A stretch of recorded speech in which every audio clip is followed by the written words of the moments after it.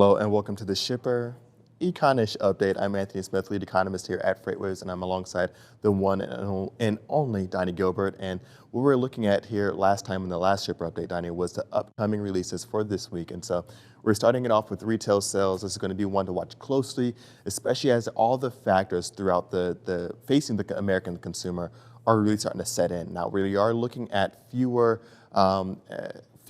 stimulus dollars that we saw compared to earlier on in the year, but there's still some money still circulating throughout. Of course, some benefits and some programs still pumping some of those consumer pockets, but not quite like what we saw earlier on in the year. The other factor is inflationary pressures are increasing at a pretty substantial clip. That is going to start, it's now outpacing wage growth. One of the other areas that we did see, of course, consumer confidence took a dip because of those inflationary pressures, concerns. But the thing that we did see that's kind of countering that is, of course, the quit rate is up. Now, quit rates, it's kind of like a measure of consumer confidence because consumers are going to leave their jobs, find different ones, higher paying ones, when they are feeling confident. And so it's going to be a little bit of a divergent trend in actions versus what they're saying right now. But what we are seeing, of course, is that consumer confidence or consumer activity has remained high. And of course, that comes back to freight, as we've seen a lot of consumer activity has really pumped up those dry van volumes as well. Do you think the supply chain issues that are going on right now could hurt that confidence? As in, we have a lot of money coming in, or maybe we have less money, but there's still a lot of money in the economy. We still have a lot of programs going that are pumping money into the economy. But you can have all the money that you want. If the products aren't on the shelf, you can't buy them. And could that hurt our retail sales numbers as well? I think on maybe for sure, I think when we're looking at inventories, that could spook consumers a little bit. So I think when we're looking at, especially in the grocery store, if you go to the grocery store and you see that there's fewer grocery goods available, that could start to play into consumer psyche, and that could start to think and weigh into the effect of maybe there's a supply shortage of a good that really is a necessity. If I think there's a food shortage or something like that, I might start to think different, act different, maybe start running up and stocking up on certain items. So I think that could really start to play in the consumer psyches for sure. And that could actually push it up some too then if you start trying, you rush out to stock it now, push it up now, hurt yourself later. Exactly. So good numbers though. Retail sales looks like they're doing strong. Definitely something to keep an eye on as we get in to see if these start turning down as we get into November because of everybody rushing to the stores.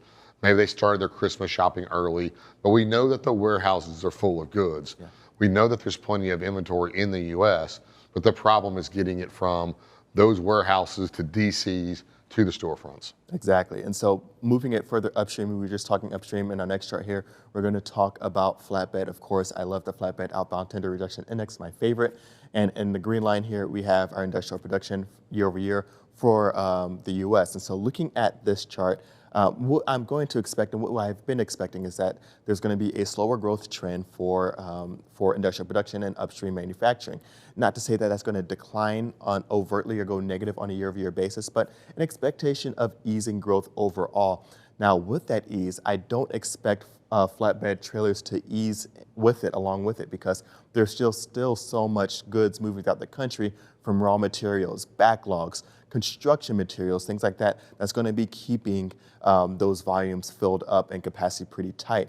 In our next chart, we're also going to look at another area that's going to feed into that flatbed trailer, and that's going to be within housing. And so housing starts are going to be another area which we're going to start to see release in this upcoming week in our next chart, and we're going to see that that's going to be really impactful for what's going to happen with that flatbed trailer capacity as well. Because when we're looking at housing starts, we're looking at construction materials, it doesn't just stop at that flatbed trailer because that's a big part of it, but it moves downstream. Those downstream goods, where you're looking at people that buy these new homes, they fill it up with a lot of times new goods, new furniture, new appliances, and things like that.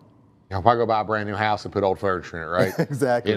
But it looks like housing starts are been holding pretty steady between 1,500 and 1,600.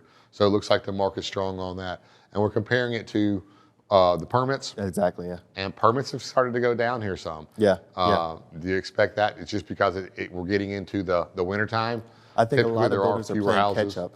Yeah, I think a lot of builders are starting to play catch up here, and this is going to be one that we're going to watch closely because, of course, this one also has to go into flatbed as well. Real quick on the last chart here, initial jobs claims is going to be another one that we're going to watch closely. This, of course, comes out on Thursday, but with that, that is going to be all the releases that this economist is going to be looking forward to for shippers in the upcoming week.